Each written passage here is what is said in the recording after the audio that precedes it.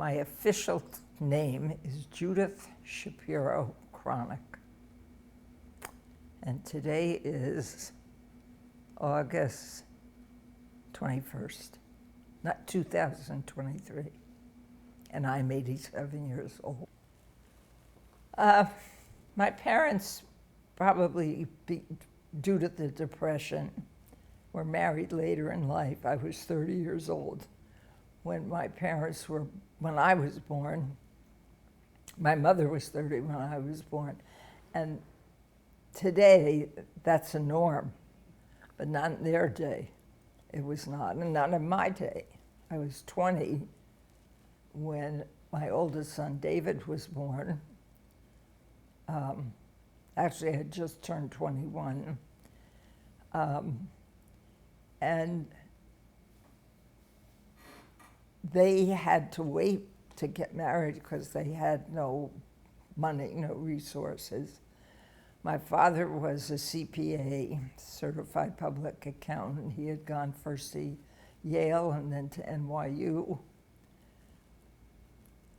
In those days, Jewish boys, the dream of the immigrant parent for those Jewish boys was to become a professional. And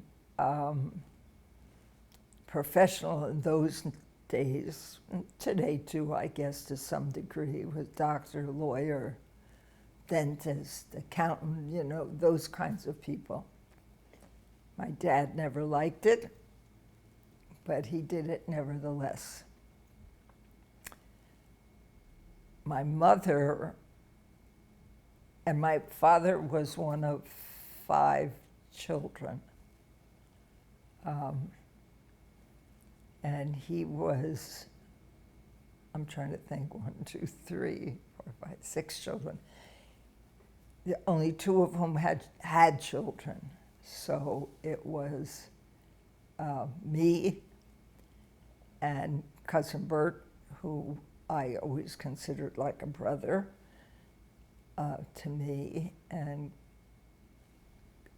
cousin Bert's mother was my father's youngest sister, Elsie.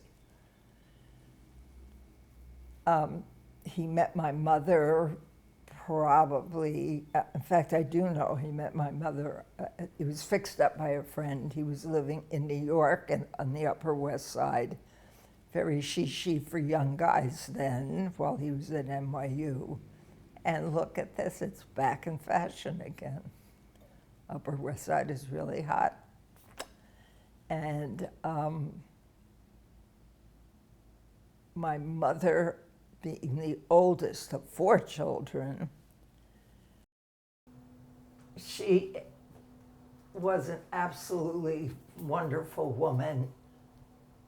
She had her faults, as most people do, but she was just a wonderful lady. She loved her children, no holds barred. She gave me all of the confidence, I think, that a child needs to grow up and feel good about themselves. But I think the thing in this particular picture, which she had done for her mother, my grandmother, Ida Turndorf Schwartz Stern, my mother's name was Sarah Schwartz, was the inscription. And it says, "To the best pal in the world, mother." Now, that was the relationship that they had as a young kid. I, of course, didn't see that. My mother lived for 87 years, which is how old I am today. I was with her at the moment she died. In fact, a lot of us were with her at the moment she died. We were all together in our house in Vermont when she said, "I don't feel good," and that was the end of that. But she was just a terrific lady. Everybody loved her. And she was beautiful as well. Now this is my mother when she graduated grammar school at 13. And I just have it and I love it. I keep looking to see if we are similar. People say we look alike. I don't quite see that sometimes. But anyway, that's my mom, who I miss every day. Great, confident, great lady. And she instilled in me, funny thing, my mother loved jewelry. Not necessarily to adorn herself, but she just loved looking at it. And so do I. And I wear, actually, I am wearing bracelets that were hers. I gave this to her for her 75th birthday or 80th, I don't remember. My brother and I, these she bought herself, but they're part of her, which I wear every day. Her father died when she was 16, I think, or 17, the end of high school. And she went to work because she and it wasn't the thing for most young women to go to college. That was unusual. She did not go. Nor did the sister underneath her, who died. Unfortunately, it's a very sad story. Make a good movie. She died on her honeymoon, right after coming home from her honeymoon. Brides in those days went to Florida for their honeymoon, many of them. That was a good destination before everybody flew. And she went to St. Augustine, where there was Ponte de Leon's Fountain of Youth. Well, it just happened when she was there, and you were supposed to drink out of it, and you'd have a long, happy married life. She did, and she developed a virus along with 11 other brides. This is the story I was told. I was 3 at that time. She came home from her honeymoon and died. It's very sad. And then there was another sister. She went to what was called normal school, which was teachers' college. And she became a teacher. She never went to, 4 years of college. It wasn't done then. And then the prince was born, the boy. All the sisters together put my uncle through college. And he became a podiatrist. My mom's dad, as I said, had died, and my grandmother, upon the pushing and advice of her children, remarried.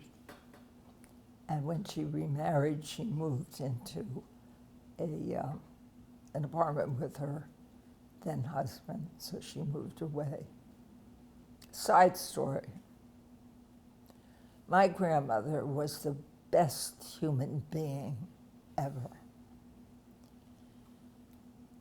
She was so kind and good and loving and charitable, and a great baker and cook.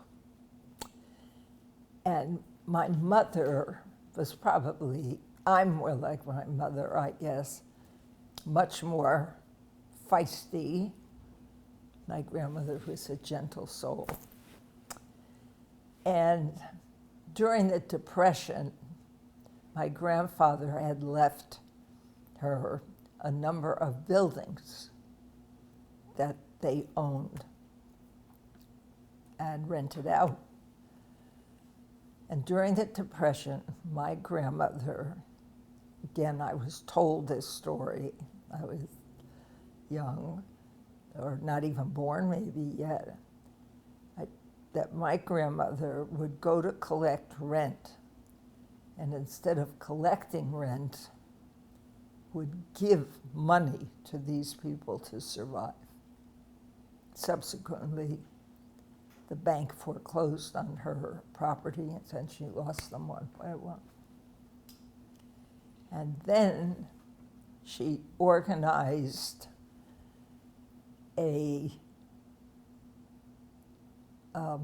group of women, and it was called the Malbish Arumim Society, which I believe is Yiddish, and it means clothe the poor. And she would go around to all the wealthy people in the town and collect clothing and other items, and they opened a little store where they would either give away or sell at very low prices to people who had nothing. She ran this single-handedly for 43 years. And when finally, this I do remember, when finally younger people were not joining the organization and everybody was getting old, these women could not do it anymore. There were too few of them, and they closed. And they're somewhere in my archives, there's a newspaper clipping of my grandmother giving this check over to somebody, United Way or some organization, the leftovers of what they had collected. Oh, she was amazing. And I, as a kid, when I was like, I got my driver's license when I was 17, and I remember that my mother would say to me, Judy, Grandma needs some help picking up stuff. I'd get in my car, their car, and go and drive over there. And you know, guys, I am going to tell you this. I never said no to my grandmother. Never. Whatever, I mean, I just wouldn't do that. And I don't think anybody did. My parents moved into an apartment house, a 6-family house, in a middle-class Jewish suburb of Paterson, New Jersey, where my mother was raised, born and raised.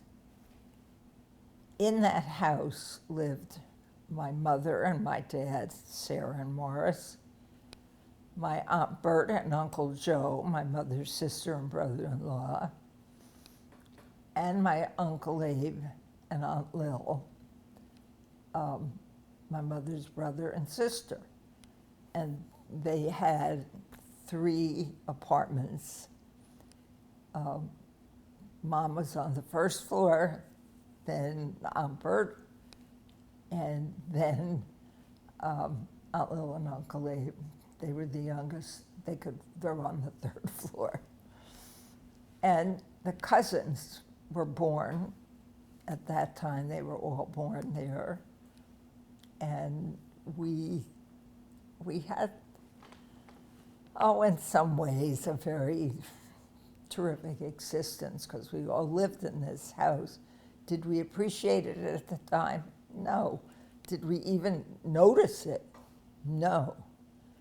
But if you look at that drawing over there, it is a drawing done by one of those kids who became an artist of a photograph taken of, I think, 5 of us sitting in a driveway in the middle of the summer in bathing suits, I think, getting spritzed with water.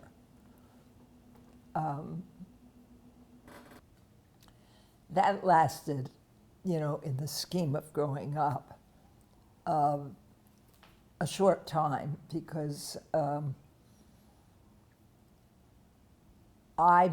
was the oldest. I think we were the last ones to move. I think my uncle and aunt moved first. They both moved to Passaic. And amazingly or not, they each bought houses on the very same street in Passaic. So they continued to live very close to each other, but we stayed in Patterson. And the house that we moved into was next door to a couple that have 4 kids, 3 daughters and a son. And I thought that was terrific. I loved that. I loved the whole, I didn't have that. I didn't have that sense of, you know, the somewhat fake picture of family sitting down for dinner with the cousins. The celebratory things, yes, but the daily no. And I just wanted that. I wanted a big family. I moved from a house, that 6-family house in Patterson. It was on 22nd Street, across the street from a great bakery called the 11th Avenue Bakery. The best rolls. I'll tell you something as a sidebar, what I remember of that. When you went to the bakery, I don't know if you guys have ever seen that, probably not, but if you bought a cake, anything that went in a box, you know, donuts or whatever, they had this cone of string. And these people that worked there were very adept at this, and the string would go, they could whip it around, boom, here, so fast. And as a kid, I was fascinated by that. So that's my memory there, and going to the grocery store and, you know, walking, having independence, because my mother could see. We lived on the first floor. There was a porch in the front. She could stand on the porch and watch me walk to the candy store. And I had to cross a big street, which had a traffic light. And I must have been 5 years old, 6 years old. And my mother allowed me to go. And, but you had to be careful, and she watched me, and I took my nickel, guys, a nickel for an ice cream cone or a fudgicle. So that's my memories. I had very pleasant memories of those days. And where did you move to? I moved up to a much better area, wealthier area. We were in a private home. And the area that I grew up with was much more affluent than the area I came from. My parents had a lot of friends there. And that was the place to move if you were going to move in Patterson. We did not live, there are many, many, many people who are way above us financially. My friends could do lots of things that I couldn't. But it gave me something to aspire to. Growing up, I knew very early on exactly what I wanted in terms of lifestyles. You know, when you ask me about what I did as a kid, I once gathered some children in the neighborhood and decided to run away. And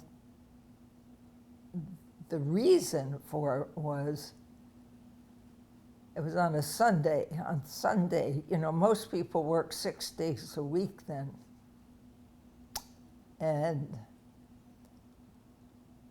their work days were long. They didn't get the vacations, and we were just coming out of the Depression. So the man next door was with the 4 kids. He was a pharmacist. And when on Sunday at 3 o'clock, his store closed, and he would come home and take a nap. So we kids were running in our backyards or next to each other, and we kids were running around playing whatever the heck we were playing, yelling. And it was always shh, shh. And my father, who worked 6 days a week and commuted to New York 5 days a week, and on the 6th day he ran a private practice out of our house. He had clients as an accountant. And so everybody was always shushing us. Well, I'd had it. I was 8 years old and I'd had it. And so I decided to take these kids and go back to my old house, because my old house was good. So and when I tell you, it had to be 2 miles across major intersections. And I'm sure as soon as my mother realized and the next that some of the kids were gone, it was just from the 2 families, they got concerned. And I walked with these kids, and I went to a neighbor from the old neighborhood's house, which was not too swift if I didn't want to be found, but maybe I did. And of course, she immediately called my mother, and they came over. And I've told this story before to some of you, and they said, "Did you get punished for this?" I don't think so. I was reprimanded, and probably warned of the danger and all the rest of that stuff, but it didn't hang heavy with me, not at all. And I never did it again, because been there, done that. So that was my thing. Shall I tell you the story of when I got my bicycle? It was a big deal. I got a Schwinn bicycle from Firestone for my probably 9th birthday. And I wanted to have a bike, but I didn't know how to ride a bike. My father and mother asked me, did I know how to ride a bike? I said yes, but I didn't. So the truck drives up, offloads the bike, and I get on it, and I got to now ride to the corner on the sidewalk, not the street. This was in a neighborhood with homes, and there was no one there.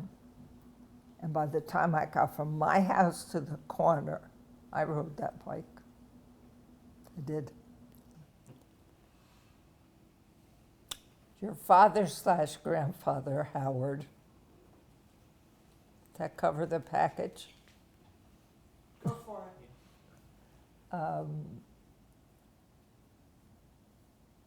I met when I was 12 years old. Now, I know many of you have heard this before because you can't believe it. But at 12 years old, I met him at camp. And I came home and I said to my mother, 12-year-old kid, I met the boy I'm going to marry. Now, who's going to listen to that?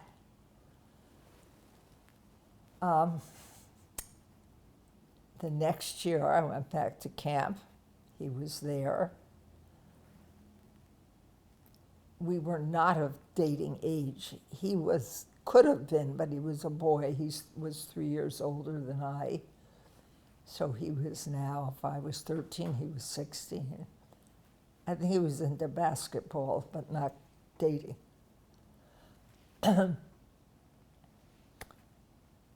When the following year, he graduated high school at 18. Now, during those first 3 years, we saw each other only in the summer. We did not live in the same town. But I knew everything about him because my cousins who had moved to Passaic lived near him. And they also went to that camp because my uncle owned the camp. And so, and they knew I liked him. So they would follow him around. They drove him crazy. They'd follow him around. He worked in the drugstore as a clerk, and when he got his driver's license, a delivery boy, whatever. And they used to go and just stand there at in the window looking at him and giggling. That was Barbara and Toby. And anyway, he became a counselor at the camp that summer, and I was a senior counselor and I was a junior counselor at 15. But when he graduated high school, his fraternity in those days, they had high school fraternities and sororities, which they still may have, I don't know. And they were having a boat ride up the Hudson. And he called me up, and it's as clear a picture to me today as it was then. I was with my mother, sitting doing pin curls in her hair. You guys have no idea what that is. Before these big roller things, we did it with pin curls. And the phone rings. We had one phone in the house, people. One. And I went to get it. And it was Howard calling me. Would I like to accompany him on this thing? Now, the camp community and the Jewish community in a lot of these towns enabled me to keep tabs on him, so I knew what was going on with him when I wasn't around. And I knew he had asked someone else first. Her name was Ruthie Cohen, and I knew it. So I said, just a minute. I have to check with my parents. You didn't just say you could go. I had to find out if you're allowed. So I go to my mother, and my mother, I told you my grandmother was wise. My mother was too. Gave me a lot of good advice, which it took me a long time to listen to, but it was there. She said to me, do you like him? I said, yes. She said, then go. Do not cut your nose off to spite your face. If you guys don't know what that means, is don't let your pride get in the way of what's smart. And I went, and the rest is history, guys, because here you all are. And here we were, fortunate enough to have 64 years together, most of which were in good health. At that time in your life, how would you describe Grandpa?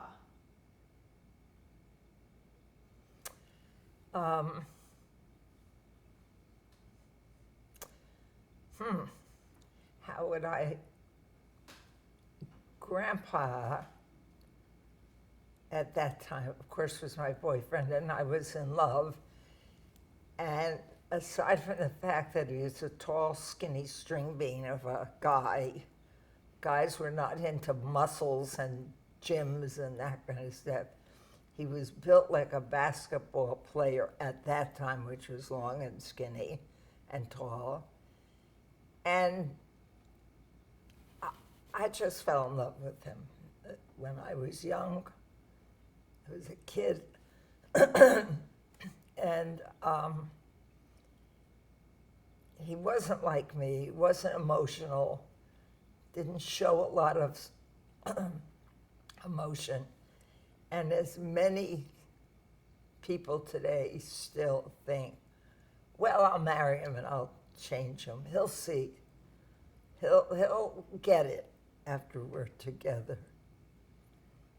Maybe not. And you adjust. So we had a lot of fun together. We didn't even have the same interests. Grandpa, was interested in sports. I was only interested in the sport I was doing at the moment. I was athletic, but a sports spectator. But I learned to do that too. It took him a long time to learn to like dance and the opera and that kind of stuff, but we did, and it didn't matter. We did those things for each other, and he was always, always willing to try it out, to go. During those days, he was going to college and working, and but my friends' boyfriends were free at 7 o'clock at night or 8 o'clock. Well, he wasn't. He was working at a drugstore till sometimes couldn't get to me till 10. Never, ever said, I'm too tired, I can't go, I've got school, I have this. We went out at 10 o'clock at night very, very often and met the other couples. What qualities did you admire most about Grandpa? Loyalty, steadfastness, and when he said something, that was it. He meant it. You could trust him. I trusted him, even as a young person, even when I was mad at him, but I trusted him. He loved me, he cared about me. He couldn't always satisfy me by showing me, because he wasn't a man of words. And I'm a talker. I tell you all the time, I love you, you're the best, you're, whatever. He didn't do that. But the qualities that he had inside him, and once I got older and wiser, I realized that was better than, it wasn't what I always wanted, but I knew what he felt. And he would write me sometimes things that showed it to me. Like what kind of things? Like he wrote you letters? Yeah. When you were apart or when you were together? Both. Grandpa would write me letters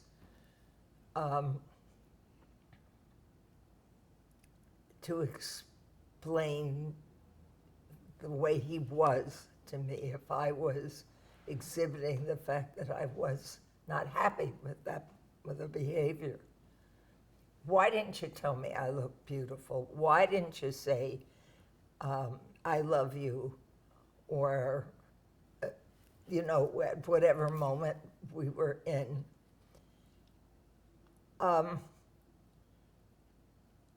And he sometimes, because he didn't have the words, he would say that to me all the time. Judy, I'm just not as proficient as you with words. So sometimes he'd write, and it was beautiful, beautiful. Somewhere hanging around, there's some letters floating around. I can't seem to lay my hands on them, but I know they're there. I'll tell you another thing. When Grandpa and I got married, I was 19 years old, and I remember looking in the mirror of the bridal dressing room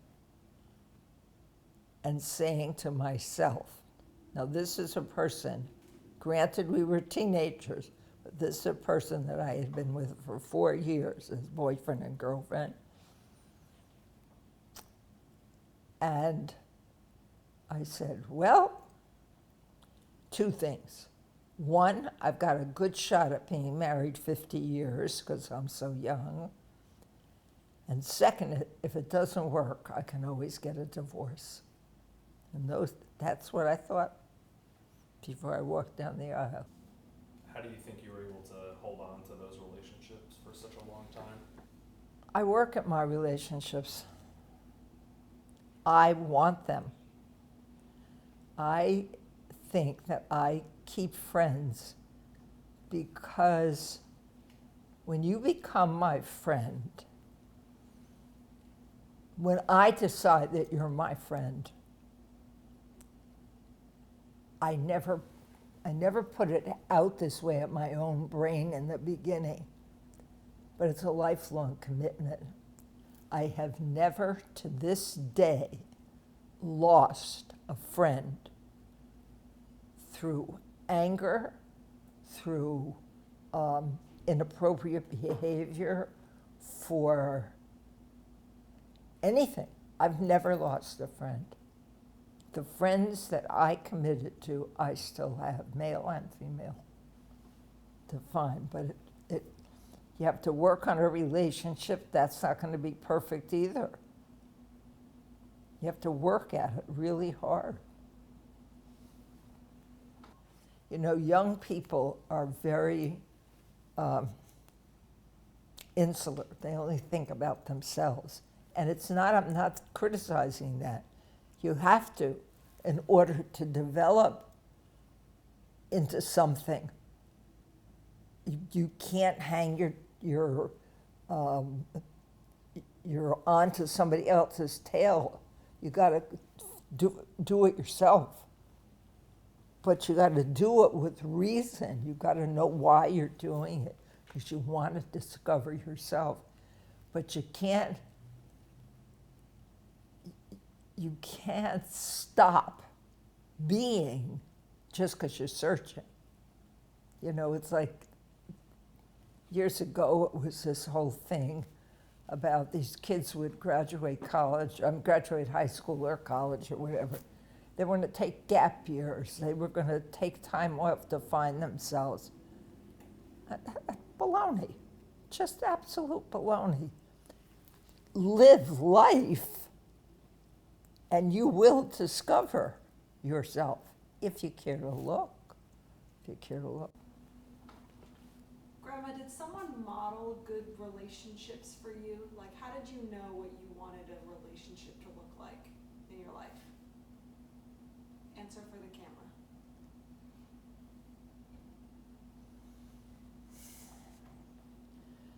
Question that is, did someone model that for me? No. Not a person, no.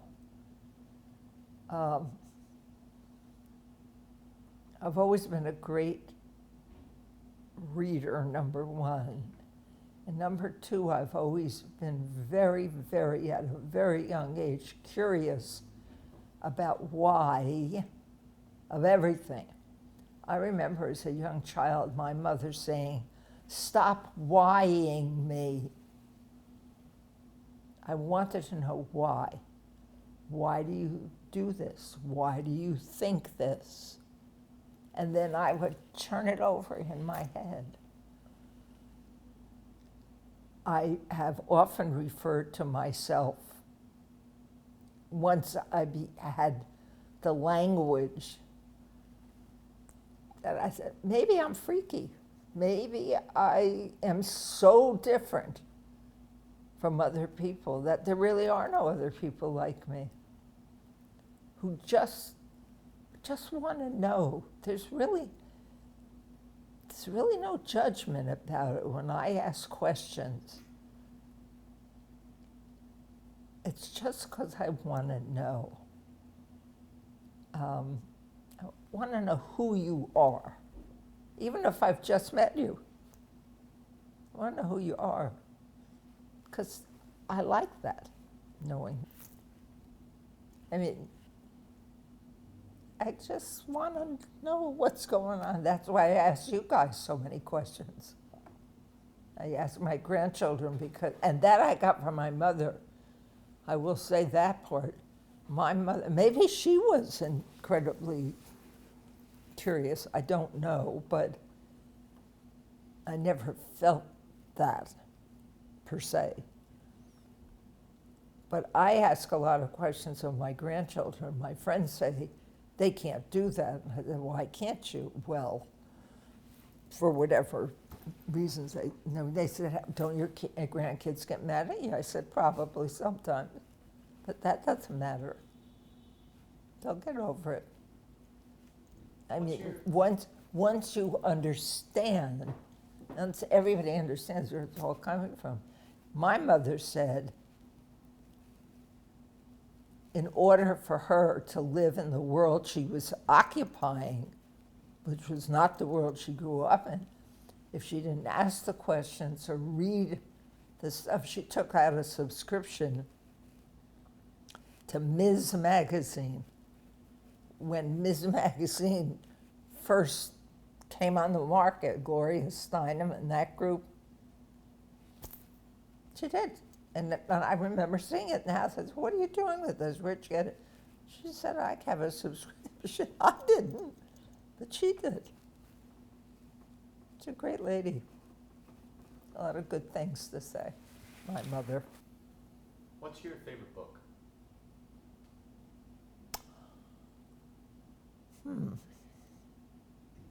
Well, one that comes to mind right away is a book called Blue Highway by William Least Moon. Probably was written in the 80s.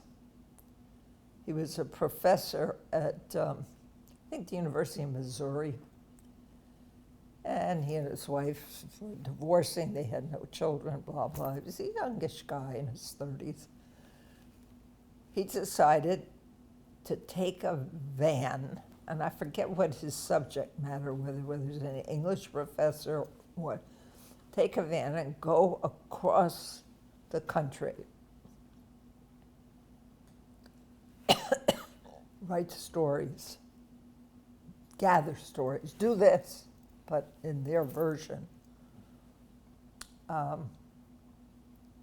And in those days, we didn't have GPS, so we had a map.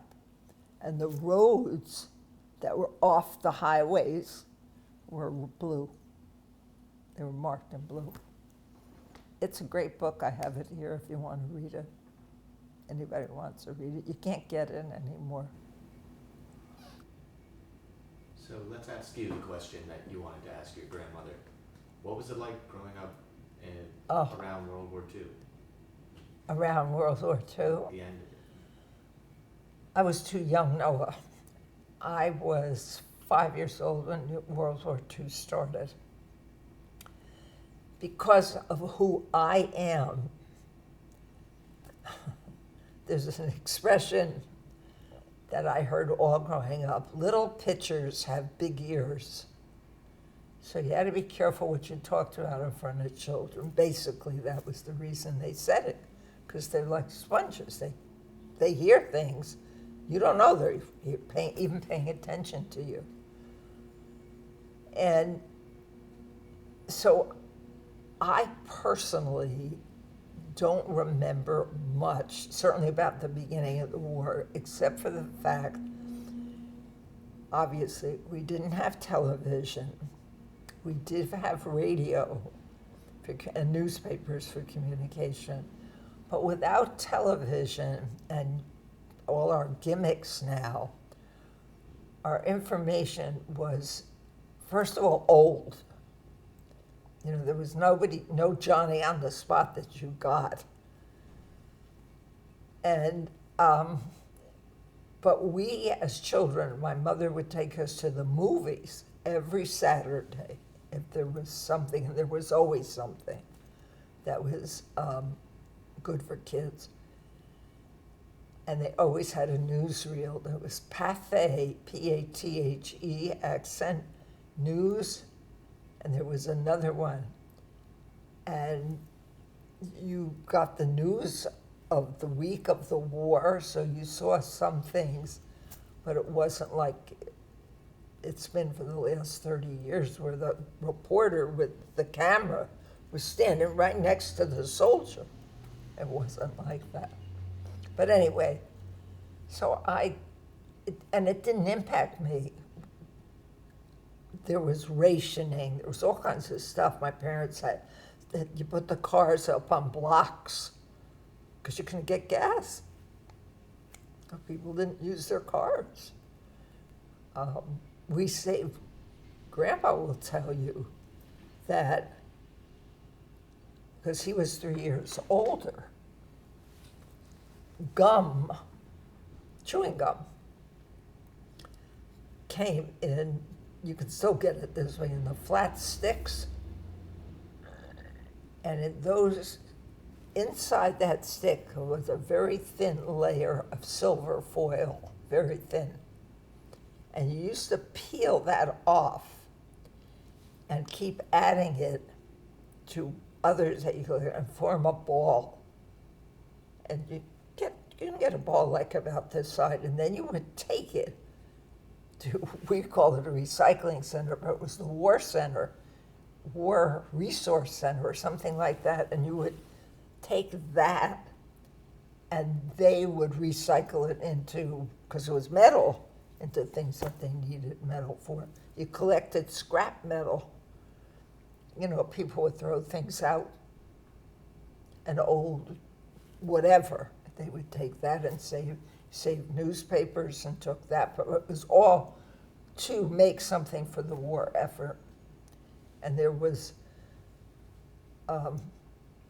rationing. Now, I don't remember being impacted by rationing personally. I was too young. You ate what your parents put on the table.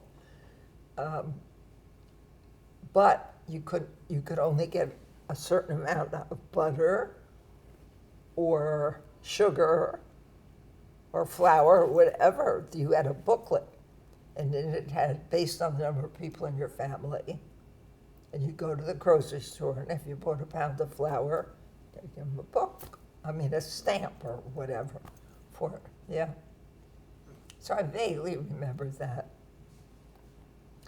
But it was after that I got older. The war ended when I was 9, and at that point, I became very curious is too mild a word. I wanted to know about Adolf Hitler. I wanted to know how people could do this to other people. That, I really wanted that, to know that. So I think that I read Mein Kampf,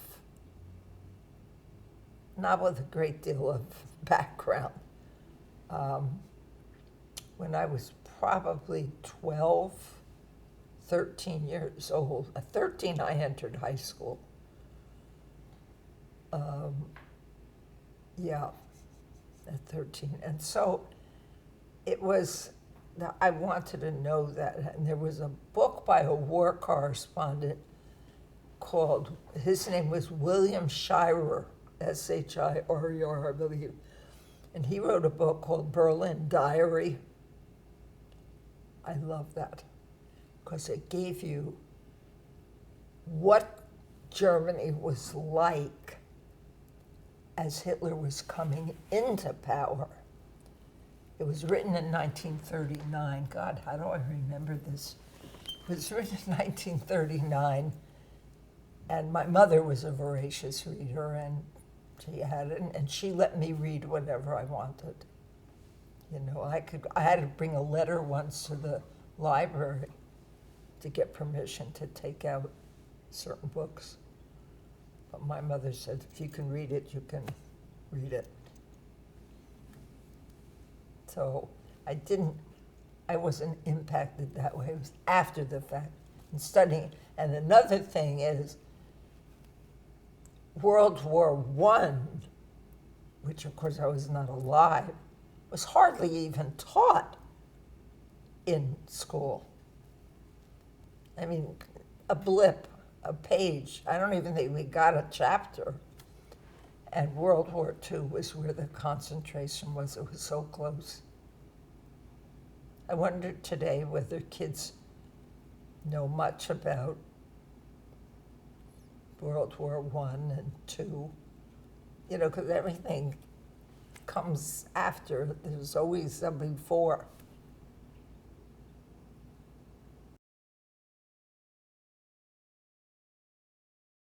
This is a portrait that was painted by a very good friend of mine. Unfortunately, has recently passed, a childhood friend who became a well-known artist in Florida. And she was visiting me one day, and my mother was there. And I was into in naive art, and that's why the decoys. And I was saying I would love to have a portrait done in that style, and she said, okay, I'll do it. And she plunked my mother and I down on the edge of my couch and started snapping photographs, and she came up with this, which I adored. I loved it. My mother, on the other hand, not love it so much. She said I look like an old lady. The year is 1988. I thought she obviously looked older, but it caught her essence, and that's what made it very, very warm and loving. My friend got it. She'd known my mom since she was a little kid as well. My mother always did this. She always, and that was when she was kvelling.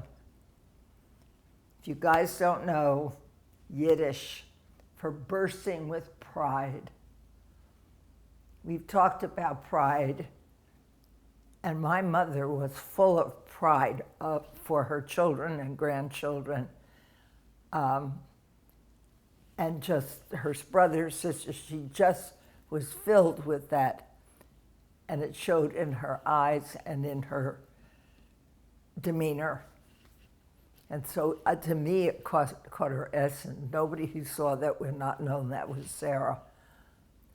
I, on the other hand, I don't think I could critique myself, but I guess in a way it was. Very serious lady, always, with my big googly glasses. And I like it. The generations will judge it. Some of the hardest things that I have lived through, I have two distinct things. There was a time in my life, in our life, Grandpa Howard and I, when maybe 3, 4, they keep coming back to me. I'll start at the first one. My son Andrew was diagnosed with spinal meningitis when he was just under a year old. It was one of the most frightening things that ever happened to me. I didn't fall apart, not in front of him, this baby who was in the hospital.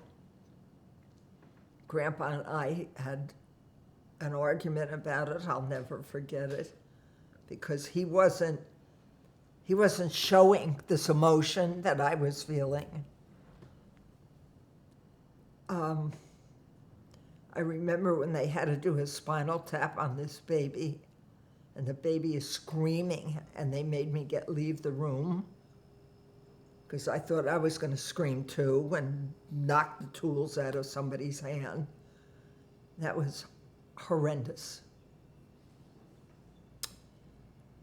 And I remember calling my mother and father, who were living in Chicago, California, I'm not sure which at the time, and they saying to me, because the danger was is that he would be mentally or physically handicapped or both if he lived. And they said, don't worry, don't think, we'll do this. We'll be there, we'll get home, and we'll do this. And I felt that too, that whatever it took, I could handle it. So that was the first time that I can recall that really shook me, and I was young. I was in my 20s. And then there was a financial time in my life when our business wasn't doing well. Everything was terrible. My father was dying. Our business was failing. I had 4 kids. I couldn't go out to work at that time. They were too little, and I didn't have I couldn't afford the help it was horrible. That was a terrible, terrible time. And I hate to use what I'm going to tell you next as a way to get over life's problems. But it was during the Vietnamese War, and a woman in the neighborhood had just heard that her son had been killed. And I remember another neighbor, walking her around the block. I could see it in my mind's eye. And I thought, I'm worried about money. I'll scrub floors. This woman can never make it back what she's lost. I could, it was only money. My dad being sick. It's funny, I wasn't that close to my dad. I felt bad because I wasn't as close to my mother. And it was in my house. My father was in my house. He didn't die in my house because they had been living in California and he wanted to go back. He thought he would feel better in California, and 2 weeks later he died. So it was a tough 15 months that I had. I remember it clearly. That was financial. Emotional, again, is when my mother died. I couldn't believe how rocked I was. My mother had gone with the whole family to Vermont, where we had a country house. And it was Christmas time, and I didn't want her to be home by herself when the whole family was going to be there. I said, no, you'll come. She said, it's too cold. What will I do there? Blah, blah. I said, just come. We want you to be there with us. And she did. And we had gone out grocery shopping for the millionth time on December 26th. Came home, taking off our coats, and it was really cold that day. And my mother said, I don't feel good. And that was it. She was dead within 20 hours. I remember that moment. I remember riding with her in the ambulance in the freezing, icy weather, the hour to the hospital in Burlington.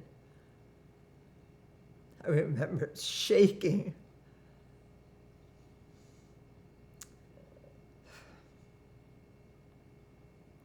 And she never regained consciousness, and I knew enough medical stuff because, again, I was a reader. There was a thing that's called TAP, and it has to do with strokes and heart attacks. And if you give this, whatever it was, quick enough, you could save someone's life. But I also knew that if you gave it at the wrong time, then it was over. And the doctor said that they couldn't do it to her for whatever reason. And she died. Uncle Teddy, my brother, was living in Georgia at the time. We had to call him, and he never made it in time. She died within 20 hours. He got there like an hour after she actually had. And I was the one who had to turn off the respirator, and I'm dealing with a doctor that doesn't know me from a hole in the wall, and I don't know whether he's a doctor or a chimney sweep. And he said to me, I said, if you can prolong her life and she can recover, what will her life be like? What will she be like? You know, what did she suffer? And he said to me, he said, she will never be the same. She'll be almost like a vegetable in a wheelchair. And I said, shut it off. My mother was very, very clear that she did not want that, ever. Don't prolong her life. That was way before you wrote these living life things. Living wills. And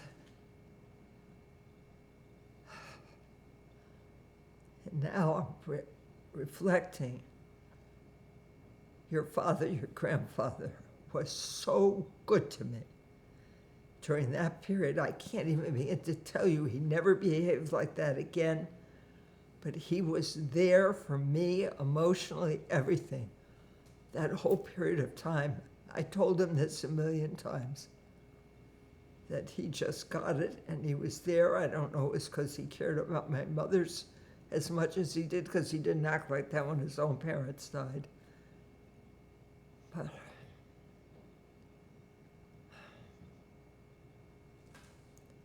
and then the last time was when Uncle David got sick.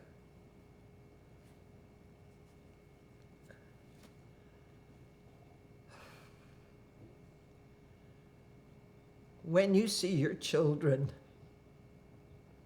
sick and you can't do anything about it, it's really tough. You can accept lots of things. I do in my head. This I can control, this I can't. But this was beyond that. This was beyond that. And then obviously that was, it didn't frighten me in that sense. It just, I had to be strong. I had to be strong. He and Aunt Emily had separated. His children were young. I had to be strong. And Grandpa, again, was right there with me. And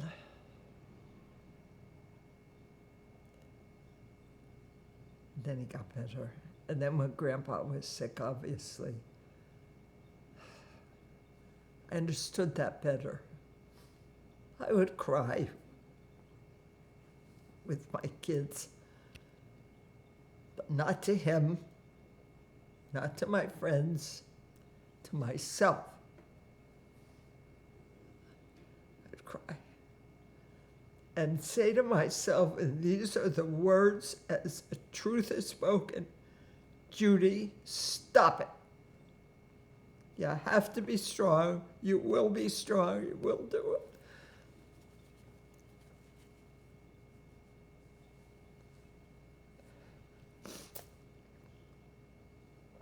This is not the way I wanted you to remember me.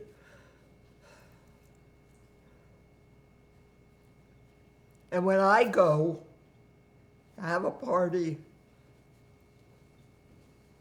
cry by yourself because, and with Grandma too, I wasn't crying for her, I was crying for me.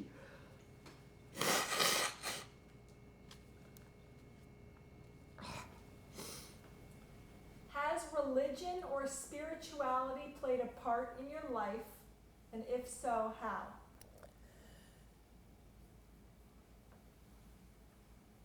I'm not being religious or spiritual has always been part of my life, but my definition of religion or religiosity or being religious may not be the same one that is defined in the dictionary. It's a belief, a belief system. And there are certain things that I have looked for, searched for, still looking at searching for, to make my world in that context of beliefs. And spiritually, yes, I do believe there's something other than us. Some people may say it's astrology, some psychology, you can give it whatever term, but there is something that surrounds you, permeates your being. You may not even be able to put your finger on it or say what it is or how it is, but it's just a safe place, a good thing to think about. And I think the basis of it is kindness and love. How do you think about food? Good, that's good. The question I've been asked is, how do I think of food? Food to me is a celebration in and of itself. Dining together with friends, family, is a celebration. It's a time when people come together and talk and be. And in the Jewish tradition, if you think about it, all of our holidays have a food base, or lack thereof, when we, on Yom Kippur, when we don't eat at all. And there are a few other holidays where we fast. But it's food-based. We're a food-based society. We eat.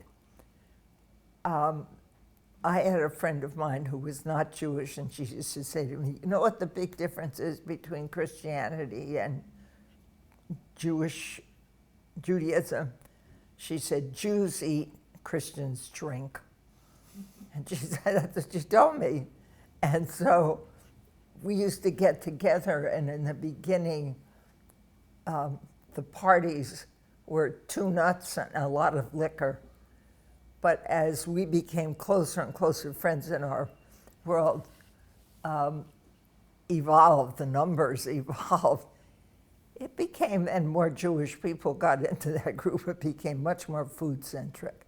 So I love food in and of itself as a way to get people together. The tradition of breaking bread, I think, has deep meaning, if we want to get philosophical. But besides that, I love the creativity of food. I am not a creative person. I don't draw, I don't sew, I don't do any of that stuff. But I can create food without a recipe by taste in my head. I just have a sense of what things are going to taste like, and I like to do that. I don't like to eat the same piece of chicken unadorned, thrown in the oven, roasted every day. It gives me no pleasure. I like the creation of it and obviously the taste. So I love food. And a favorite food I have, now in my later years, So it's changed. Right now, I've gone back to my roots, I guess, when I was young.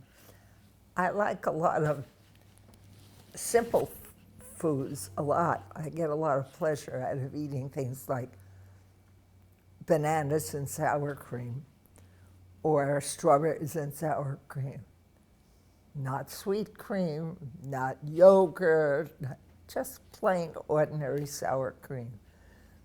I love good bread. I'm a breadaholic. I love it.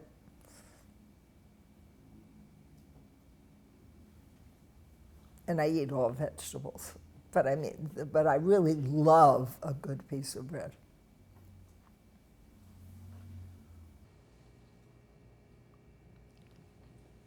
I think the things that I believe in most strongly is treating people the way you would like to be treated. I've discovered over the years that that's an interesting concept because the way I want to be treated, some people don't think of as all. I want to be treated that in a way that shows people care about you.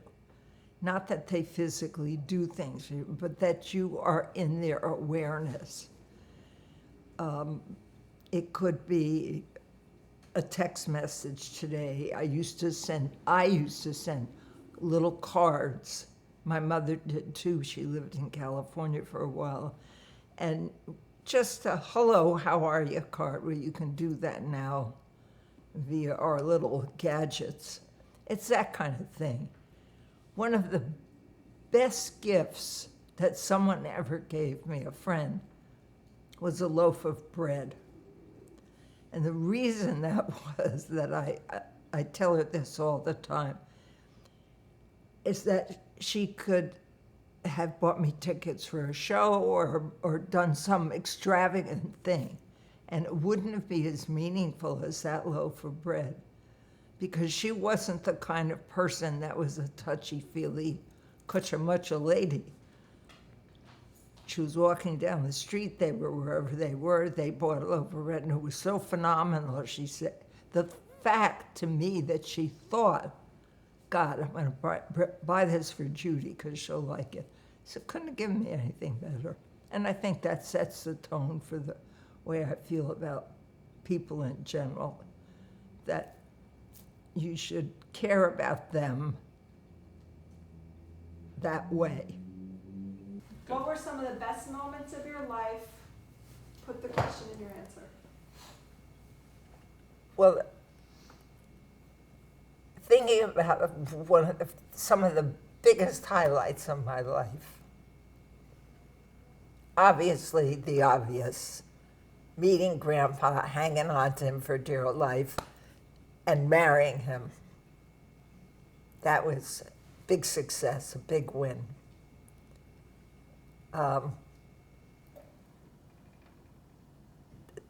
There's no higher one than that, but this is more family thing.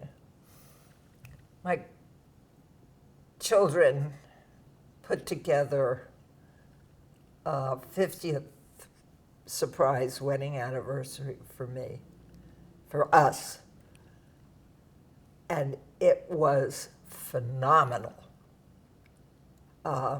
My darling daughters and daughter-in-law, Kathleen, did a job that was unbelievable. First of all, they really and truly surprised us. We had been asked to go, our anniversary is in August, this was June, and we were asked to go to a wine tasting, we're big wine people, with a friend of ours, and we said, sure. No, we were going out for dinner, and they said, as we were driving to the place for dinner, gee, why don't we stop at X, because they're doing a wine tasting, and we have free tickets, and we didn't think we were gonna go, but while we're here, let's go. And we went. and it was the surprise party. It was absolutely, I was knock your socks off. We had most of our original bridal party there. My maid of honor was there with her husband. Friends of ours had come from all over. It was just phenomenal. But the highlight, the very highlight before or after the smashed cake, the wedding cake, anniversary cake, had been in an accident on the way to the party, so it got a little smushed. But the really big thing was, I think it was Kathy who had devised this idea of having all the kids, the grandchildren, walk in holding these golden balloons. Well, talk about crying for joy. I was on the floor. That was, and I remember saying to Dad later, Grandpa, if these kids never ever do anything for us again in our whole lives, this is enough. Diana, this is enough. I mean, it was incredible. This is a family portrait that we had done in St. Martin's. We were there to celebrate Dad, Grandpa Howard's 80th birthday. Drew is back here. It was his 50th birthday. I think there was another celebration there, but I don't quite remember what it was, whether it was an anniversary, ours or not. Be that as it may. This was taken 10 years ago. There are some people missing. So I got to start at the beginning. Hannah is now married to Mark. He's not here. We should Photoshop, but we'll get others. There is Sarah, who is now married to Jack. This is Ken, married to Suzanne. Austin, these are my grandchildren. Austin, Hannah, Shane, Tate, and Dylan are siblings. This is Jordan. He is Joan and Keith's child. This is Cameron, who is brother of Sarah and Ian. There's Noah and Chelsea, siblings of and daughter and son of David. I think I got everybody in. We had a fabulous vacation together. And we're about to celebrate in a few days. Today is August 23rd, I believe, 2003. And on Labor Day weekend, we're very fortunate to be able to celebrate the wedding of David and Sherry. She's not in this picture, but she's here with me as part of our family as well, as is Jack and Mark. I've been very lucky to have my in-law children become my children and my in-law grandchildren to become just like my grandchildren. I've been very fortunate. And so hopefully in a week or so, we're going to do another family portrait and hopefully get all of the kids in and Sherry in that picture as well. This is, I left out Kathleen, who's hidden. Kathleen and Drew go together, and she's the mother of this tribe here. So now I think I have everybody. What life advice would you give your grandchildren? Oh, I don't think we have enough time for me to give life advice to my grandchildren.